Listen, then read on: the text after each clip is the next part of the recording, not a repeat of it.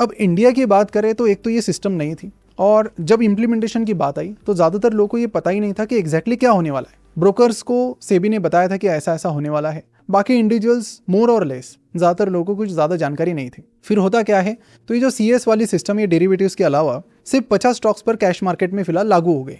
वो 50 स्टॉक्स जो futures and options जिनके अवेलेबल है। तो ऐसे में क्या हुआ कि एक्टिव ट्रेडिंग 3:15 बजे बंद हुई और फिर ऑक्शन लिया गया अगले 15 मिनट में। अब ऑक्शन में क्या हुआ कि कुछ पर्टिकुलर शेयर्स थे, जैसे कि ICICI bank, HDFC bank, Reliance, Infosys और भारतीय एयरटेल। इनमें इंस्टीट्यूशंस ने जमकर खरीदारी की, मतलब बाय ऑर्डर्स डाल दी। लेकिन प्रॉब्लम ये था कि शॉर्ट सेलिंग इंडिया में उतनी बड़ी तौर पर चलता नहीं है।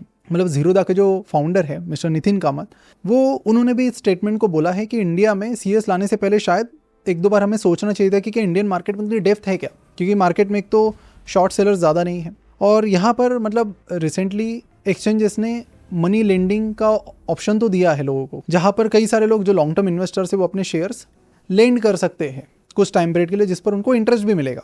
अब ये सिस्टम शुरू होकर काफ़ी लंबा टाइम भी हो गया, लेकिन उसको जिस तरह से रिस्पॉन्स चाहिए था वो अभी भी नहीं है। आप देखोगे जो लेंडिंग वाला जो भी शुरू है उसमें कोई ज़्यादा लिक्विडिटी नहीं है। बहुत सारे ब्रोकर प्लेटफॉर्म पर दिखता भी आपको इतना इंटरेस्ट मिलेगा, ना कोई ज़्यादा लेने वाले हैं ना कोई ज़्यादा देने वाले हैं, क्योंकि वो जो मनी लेंडिंग वाला है उसका होल एंड सोल यही गेम है कि मार्केट में शॉर्ट सेलर्स आएंगे तो मार्केट में सेलर्स की अवेलेबिलिटी भी होगी।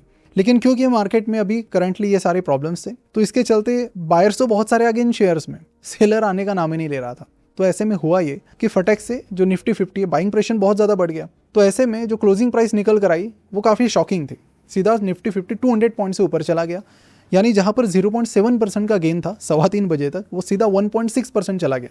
काफ़ी सारे लोग शॉक हो गए, किसी को समझ में नहीं आया, बहुत सारे लोगों की ऑर्डर्स की भी ऐसी तैसी हो गई, और दूसरी चीज़ की लिक्विडिटी भी मार्केट में नहीं थी, जिसकी वजह से प्राइस अचानक से ज़्यादा बढ़ गए। अब वीडियो में आगे बढ़ने से पहले आपको बता दूं कि हर साल की तरह इस साल के इंडिपेंडेंस डे पर भी फिनोवेशंस की एक स्पेशल ऑफर चल रही है, जहां पर हमारे ERAC यानी इक्विटी रिसर्च एनालिस्ट कोहोर्ट की प्री लॉन्च ऑफर पर आपको फ्लैट 40% का डिस्काउंट मिल रहा है। अब इस कोहोर्ट में आप क्या सीखेंगे, तो शेयर मार्केट के एकदम बेसिक लेवल से लेकर एकदम रिसर्च एनालिस्ट के एडवांस लेवल तक सारी चीज़ें आप यहाँ पर सीख जाओगे। यानी कि अब उसमें फॉरेंसिक एनालिसिस आ गया, मैनेजमेंट एनालिसिस आ गया, वैल्यूएशन आ गया, सारी चीज़ें आ गई। इनफैक्ट अगर आप एक बिगिनर हैं और शेयर मार्केट की ज़्यादा जानकारी नहीं रखते हो और मार्केट में एक्सपर्टीज हासिल करके आपको खुद इन्वेस्टमेंट करने का प्लान है, तो ये कोहोर्ट आपके लिए परफेक्ट है।